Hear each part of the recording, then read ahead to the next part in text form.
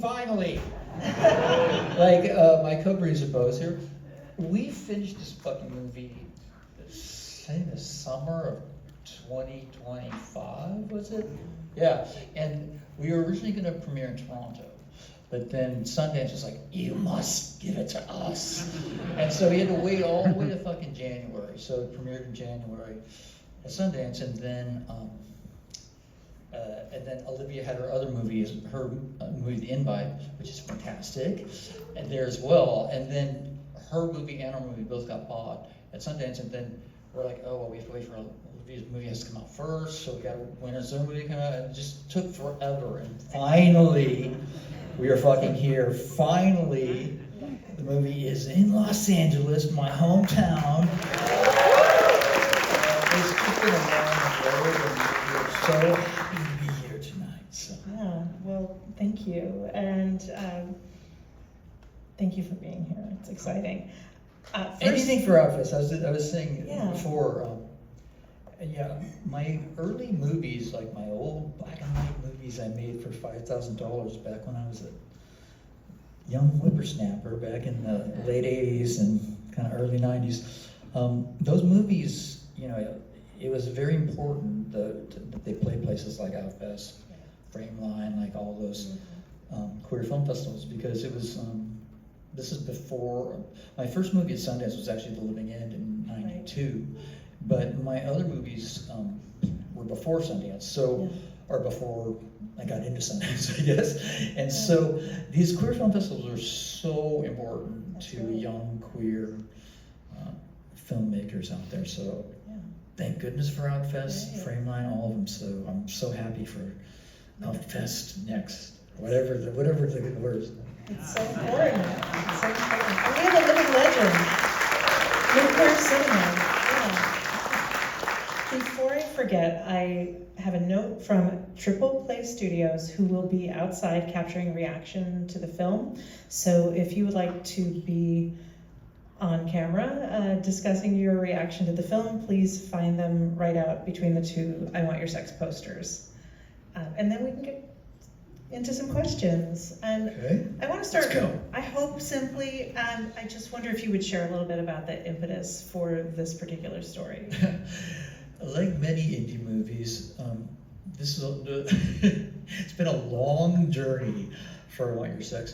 I first read the original spec script for I Want Your, it was actually called something completely different at that point, in like 2012 or 2013.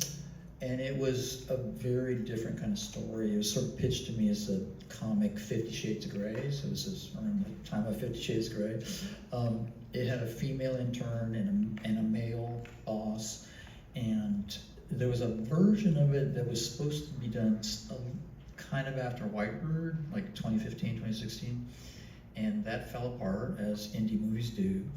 And then there's just a long process of development around 2017 with the Me Too stuff going on. I just didn't really want to have a film that had an image of a woman getting dragged around by the hair, even in a sort of consensual relationship. I don't want to kink shame anybody if that's what you're into, but it was just not an image I was really comfortable with, so I flopped the sex roles and made it a male sub and a female dom, which gave birth to the Erica Tracy character, who was, it just turned out that all the time it took, like so much stuff was changing in the movie, the film noir part of the movie, the Sunset Boulevard, body in the pool, all that. Yeah. That was not in the original script. Like there's so much stuff that changed, but the biggest thing, or the most significant thing, was around the later drafts, probably 2022, I guess maybe,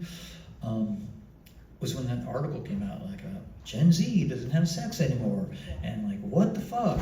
And so that was sort of in the later drafts, and already the Erica Tracy character was very much sort of like kind of mouthpiece for me. Like a lot of the things she says about sex, about art, are actually things I've said in past interviews. So there was really like a relationship there between me and her. I'm not obviously as inappropriate as she is. I don't cross those boundaries the way she does. But so a lot of the things she says, in particular, the whole thing about FOMO. It's like your generation is all about FOMO, and you're gonna miss out on the sexual prime of your life.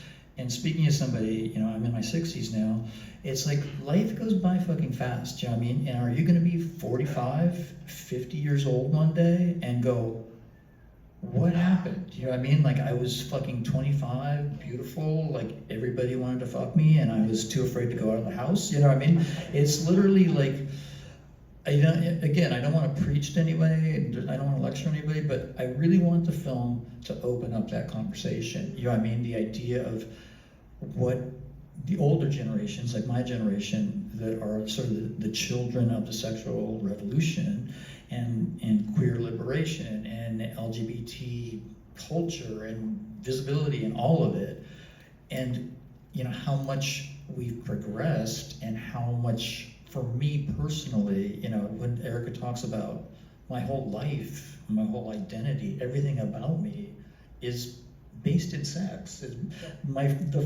The day, the night when I was 19 or 20 years old and snuck out of my parents' house and went to a gay bar for the first time, that was the first step in me becoming me. You know what I mean? And I can't imagine a life of never taking that step, And so one of the things about the movie, I think, is that, and I think the Cooper character is very eloquent in expressing because he is Gen Z, his generation and what the context of their generation is, which is very different than our generation. And the things they're faced with, they were raised during COVID, they've always had a fucking phone in their hand, they have a hard time talking to people, there's just so many factors. The biggest one being that because of technology and the fact that everybody is being surveilled constantly, it's like everybody is being recorded. I've heard that people won't even ask a girl to dance in a club anymore because they don't want to be filmed and publicly humiliated. And it made me think back because, again, I've been doing so many freaking interviews talking about being 19 and going out to a gay bar. Would I have gone to that gay bar thinking somebody was going to film me? And the answer is probably fucking no. It's like these things, these sort of explorations and discoveries need to happen in private, in secret. You know what I mean? Like, nobody knew I was doing this. Not my family, not my best friends, nobody. So it's like it's a very kind of odd place that we're in right now. And I really just want, again, I'm not lecturing anybody, but I would really like to open up that conversation. And it's really interesting today, actually, in the New York Times, there was a whole op-ed about the sexual recession of Gen Z and where it comes from and what it's about. And I do think it's something that is very topical and very, especially, in this culture, the fucking, administration we have right now, and just the repression and the moral and religious shit storm we're in right now. It's, I think, something I just definitely want to open a conversation about. Yeah. Well, I think it's interesting that you talk about the Gen Z and not being as sexually forward, but when Elliot meets Erica and discovers what he's into, he can't get enough of it. So in some ways, it's just about kind of finding out who you are, discovering yourself. That's what being young is about. And that's one of the things about the film, I think.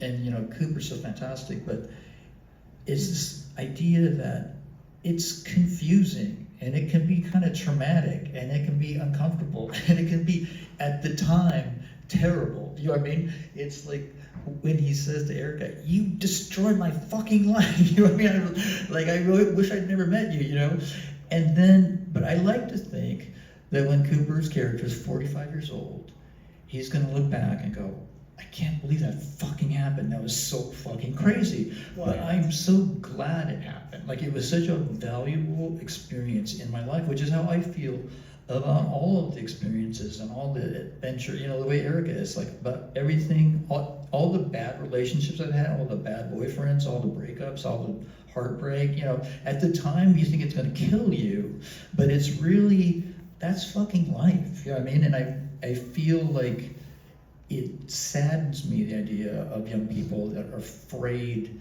to experience that don't want to be upset or uncomfortable, or I don't want to get hurt. You know, I mean, nobody wants to get hurt, but that's kind of the joy of it in a way. It's funny though that the New York Times article today was talking about one big factor in this whole sexual repression. This is such a heavy, turned into such a heavy, like college lecture or something. One big factor is a lot of Gen Z is actually on antidepressants.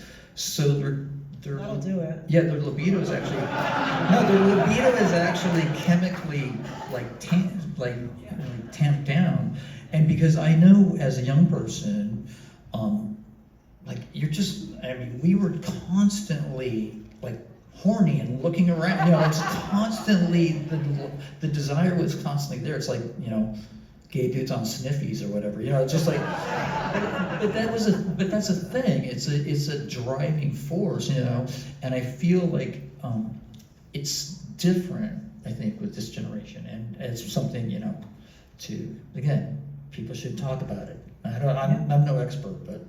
Well, I mean, you gave everyone a really good starting point with this film, to also talk about power differentials. And I really like the gender swap, and I also loved the 9.5 weeks later.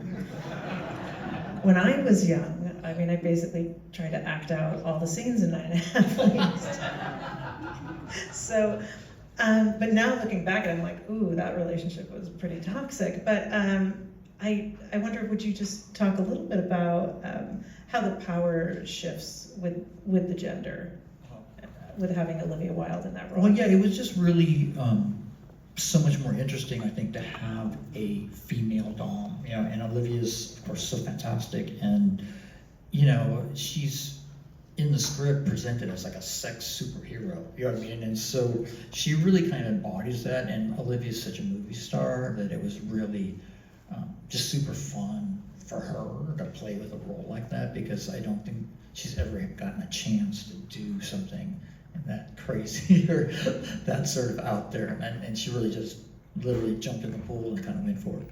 Yeah, that was like, I wanted to just talk about this one line from her friend when she sends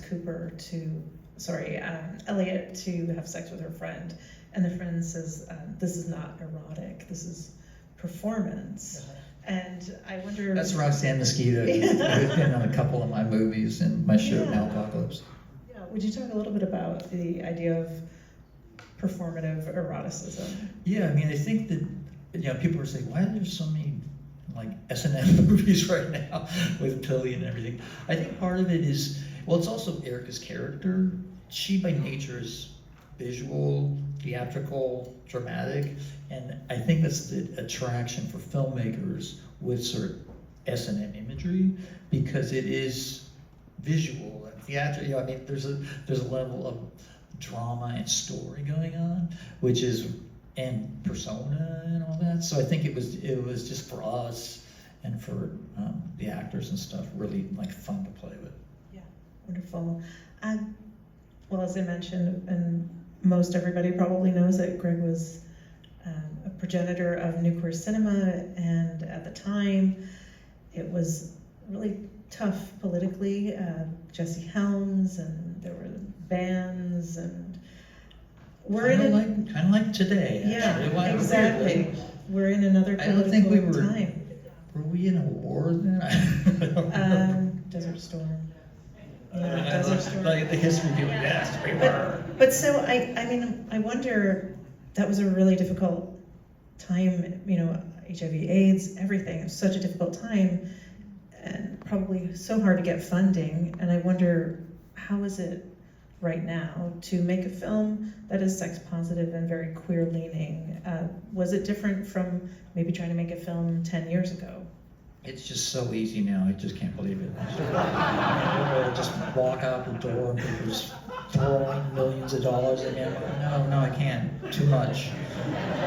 No, it's always been super hard to make indie movies, queer indie movies, all of it.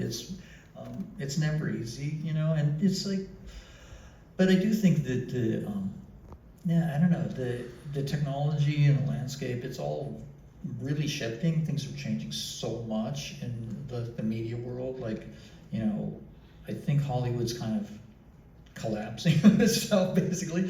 And I don't know if that's a good thing or a bad thing. It's like, I do think a lot of the old models and a lot of the old paradigms don't work anymore. And so, maybe we're in for like a rebirth, let's hope. I hope so. Does it still feel like a radical act to make a sex-positive queer film for you after all these years? It feels like an exhausting act. I mean, it's just literally like, I'm so grateful for all the movies I've made. I mean, I can't believe the career I've had and all the movies I've been able to make, but they're all hard. They're all, as I said, this movie is like 12 years in the making. I'm working on a film right now that, speaking of people throwing money at me, or I don't know if it's gonna happen. It's very touch and go by every fucking day, but it's never easy. But that movie also I've been working on for 10, 11 years. So it's just, these things take fucking forever. So, for people, the filmmakers out there, I think there's some out there, it's a hard road. And I don't know, you probably won't get rich doing it unless you, I don't know, maybe you'll get lucky. Well, we thank you for taking that hard road with all the incredible work that you've done. Well, thank you.